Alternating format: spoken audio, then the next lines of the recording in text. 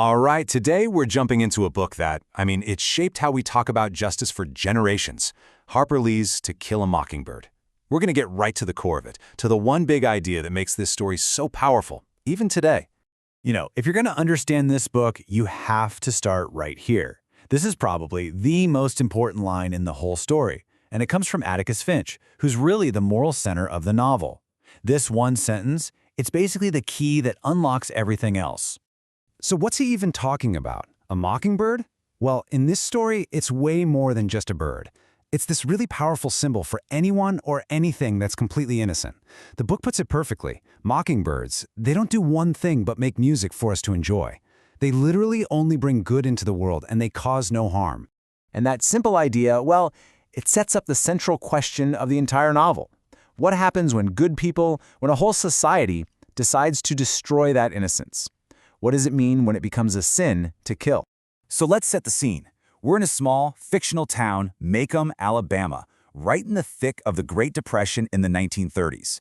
But here's the twist. We see this really complicated, prejudiced adult world through the eyes of a little kid, a young girl named Scout Finch. And that perspective, it changes everything. Okay, so to really drive this idea home, the story introduces us to two characters who are, well, they're the embodiment of this mockingbird symbol. Two quiet figures who are totally judged and misunderstood by everyone around them. So on one side, you've got Arthur Radley. Everyone calls him Boo. He's the town myth, this reclusive guy the kids are all terrified of, thinking he's some kind of monster. And then you have Tom Robinson, a black man who's accused of a horrible crime.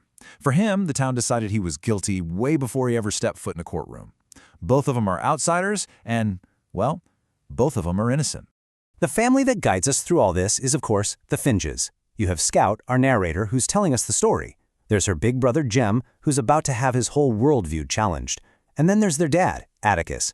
He's a lawyer, and he's basically the moral backbone of this entire story. And this is where the main story really kicks into gear. Atticus agrees to defend Tom Robinson. Now he knows there's pretty much no way he can win this case, not in this town. But he takes it on anyway. And in doing that, he's showing his kids what real courage looks like. It's not about winning. It's about doing the right thing, even when you know you're probably going to lose. You see, by taking this case, Atticus isn't just putting Tom Robinson on trial. He's putting the whole town of Macomb on trial, forcing all its ugly prejudices out into the open. So the road to the verdict is just full of tension. First, the whole town turns against Atticus. Then things get really scary. There's a confrontation with a lynch mob at the jail, and it's only stopped because Scout, just being a kid, accidentally diffuses the whole thing. All of this just builds and builds until we get to the courtroom, where Atticus lays out the evidence. And the evidence, well, it's pretty much a slam dunk. It turns out Tom Robinson's left arm is completely useless. It was destroyed in an accident. The thing is, the person who attacked his accuser was clearly left-handed. So it's just physically impossible for Tom to have done it. The facts are crystal clear. So you'd think that would be it, right? Case closed. You've got clear, undeniable evidence. But we're in Macomb, and despite all of that, The all-white jury finds him guilty.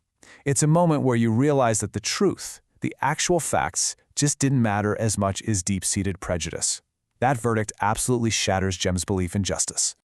And for Tom Robinson, that verdict is devastating. He completely loses hope. Why would he trust a system that so clearly failed him?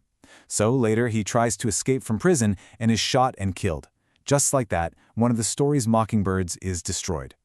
But even as that tragedy plays out, there's another storyline that's been bubbling under the surface this whole time, and it's about to erupt, revealing a completely different kind of courage, one that comes from the shadows.